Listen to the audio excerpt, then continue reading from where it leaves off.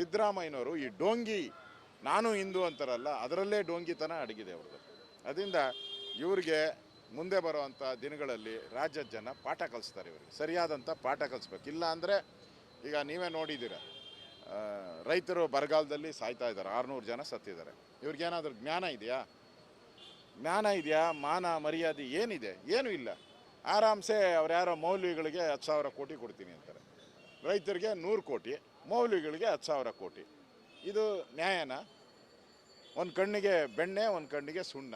ಅಂದರೆ ರೈತರ ಕಣ್ಣಿಗೆ ಸುಣ್ಣ ಹಾಕ್ತಾ ಇದ್ದಾರೆ, ಮೌಲ್ವಿಗಳಿಗೆ ಬೆಣ್ಣೆ ಹಚ್ತಾ ಇದ್ದಾರೆ.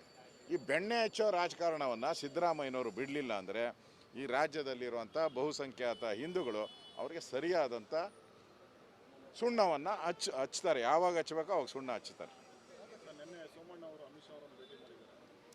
ಸೋಮಣ್ಣ ಅವ್ರು ನೆನ್ನೆ ನನಗೆ ಏರ್ಪೋರ್ಟ್ ಇಳಿದ ತಕ್ಷಣ ಫೋನ್ ಮಾಡಿದರು. ಎಲ್ಲ ಒಳ್ಳೆಯದಾಗಿದೆ ಅಣ್ಣ, ಏನು ಇನ್ನು ಸಮಸ್ಯೆ ಇಲ್ಲ, ಪಾರ್ಟಿಯಲ್ಲಿ ನಾವೆಲ್ಲ ಕೆಲಸ ಮಾಡೋಣ, ಲೋಕಸಭೆಯಲ್ಲಿ ಮತ್ತೆ ಮೋದಿಯನ್ನು ಗೆಲ್ಲಿಸ್ಬೇಕು, ನಾನು ಭೇಟಿಯಾಗೋಣ ಅಂತ ಹೇಳಿದ್ದಾರೆ. ನನಗೆ ಫೋನ್ ಅವರೇ ಮಾಡಿದರು. ಏರ್ಪೋರ್ಟ್ ಇಳಿದ ತಕ್ಷಣ ಅವರೇ ನನಗೆ ಫೋನ್ ಮಾಡಿ ಒಳ್ಳೆಯದಾಗಿದೆ ಅಂತ ಹೇಳಿದ್ರು. ಸೋಮಣ್ಣ ಅವ್ರದ್ದು ಸುಖಾಂತ್ಯ ಆಗಿದೆ. ಸೋಮಣ್ಣ ಅವ್ರದ್ದು ಏನು ಸಮಸ್ಯೆ ಇಲ್ಲ, ಪಾರ್ಲಿಮೆಂಟಲ್ಲಿ ಅವರು ಓಡಾಡ್ತಾರೆ. ಅವ್ರದ್ದು ಮತ್ತು ಅವ್ರದ್ದು ಬೇರೆ ಏನು ಇದಿದೆ ಅದನ್ನು ಪಾರ್ಟಿ ಲೆವೆಲಲ್ಲಿ ಕೂತು ಬಗೆಹರಿಸ್ತೀರಿ ನಾವು ಅದನ್ನು. ರಾಜ್ಯಸಭೆಗೆ ಟಿಕೆಟ್ ಕೇಳಿದ್ದಾರೆ ಅನ್ನೋದು ಅಮಿತ್ ಶಾ ಅವರ ಜೊತೆ ಏನು ಮಾತಾಡಿದ್ದಾರೆ ನನಗೆ ಗೊತ್ತಿಲ್ಲ. ನಾನು ಮಾಧ್ಯಮದಲ್ಲಿ ನೋಡಿದೆ. ನನ್ನ ಜೊತೆನೂ ಮಾತಾಡಬೇಕಾದ್ರೆ ಅವ್ರು ರಾಜ್ಯಸಭಾ ಪ್ರಸ್ತಾವನೆಯನ್ನು ಮಾಡಿದ್ರು. ಅದನ್ನು ಈಗಾಗಲೇ ಕೇಂದ್ರ ನಾಯಕರು ಒಪ್ಕೊಂಡಿರೋದ್ರಿಂದ ಅದ್ರ ಬಗ್ಗೆ ನಮ್ಮದೇನು ಕಾಮೆಂಟ್ ಇಲ್ಲ. ಅವ್ರಿಗೆ ಕೊಡೋದಾದರೆ ನಾನು ಅದು ಆನಗಲ್ ಅತ್ಯಾಚಾರದ ಪ್ರಕರಣ ದಿನಕ್ಕೊಂದು ತಿರುವನ್ನು ಕಾಣ್ತಾ ಇದೆ.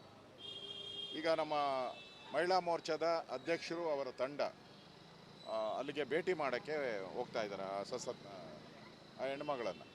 ಆದರೆ ಏಕಾಏಕಿ ರಾತ್ರಿ ಅಲ್ಲಿನ ಪೊಲಿಟಿಕಲ್ ಲೀಡರ್ಸ್ ಎಲ್ಲ ಆ ಹೆಣ್ಮಗನ್ನು ಬೇರೆ ಕಡೆ ಕರ್ಕೊಂಡೋಗಿದ್ದಾರೆ. ಭೇಟಿಗೆ ಅವಕಾಶ ಮಾಡಿಕೊಡ್ತಾ ಇಲ್ಲ. ಯಾವುದು ಕಮರಿನ್ ಬಾನು ಅವರು ಅತ್ಯಾಚಾರಕ್ಕೆ ಒಳಗಾಗದಂಥ ಒಂದು ಹೆಣ್ಮಗಳೇನಿದ್ದಾರೆ ಅವರ ಭೇಟಿ ಮಾಡೋಕ್ಕೂ ಅವಕಾಶ ಕೊಡದೇ ಇರೋವಂಥದ್ದು ಮತ್ತು ಪೊಲೀಸರ ಮುಖಾಂತರ ಅವ್ರನ್ನ ಬೇರೆ ಕಡೆ ಶಿಫ್ಟ್ ಮಾಡಿರುವಂಥದ್ದು, ಇದೆಲ್ಲ ನೋಡಿದ್ರೆ ಈ ಒಂದು ಪ್ರಕರಣದಲ್ಲಿ ಅದನ್ನು ಮುಚ್ಚಾಕುವಂಥ ಪ್ರಯತ್ನವನ್ನು ಕಾಂಗ್ರೆಸ್ ಅವರು ಮಾಡ್ತಾಯಿದ್ದಾರೆ. ಏನು ಒಂದು ದಾದಾಗಿರಿ ಏನು ಮಾಡ್ತಾಯಿದ್ದಾರೆ, ಮಾರಲ್ ಪೊಲೀಸಿಂಗ್. ಹಿಂದೆ ನಮ್ಮ ಸರ್ಕಾರ ಇದ್ದಾಗ ನಮ್ಮ ಮೇಲೆ ಭಾಳ ದಾಳಿಗಳನ್ನು ಮಾಡಿದ್ರು, ಮಾರಲ್ ಪೊಲೀಸಿಂಗು ಹಂಗೆ ಹಿಂಗೆ. ಈಗೇನು ಮಾಡ್ತಾಯಿದ್ದೀರಾ ನೀವು? ಕಾಂಗ್ರೆಸ್ ಅವ್ರು ಬಂದ ಮೇಲೆ ನಿಮ್ಮದು ದಾದಾಗಿರಿ ಶುರುವಾಗಿದೆಯಲ್ಲ, ದೌರ್ಜನ್ಯ ಶುರುವಾಗಿದೆಯಲ್ಲ. ರಾಜ್ಯದಲ್ಲಿ ಕಾನೂನು ಸುವ್ಯವಸ್ಥೆ ಇದೆಯಾ? ಎಷ್ಟನೇದಿದು?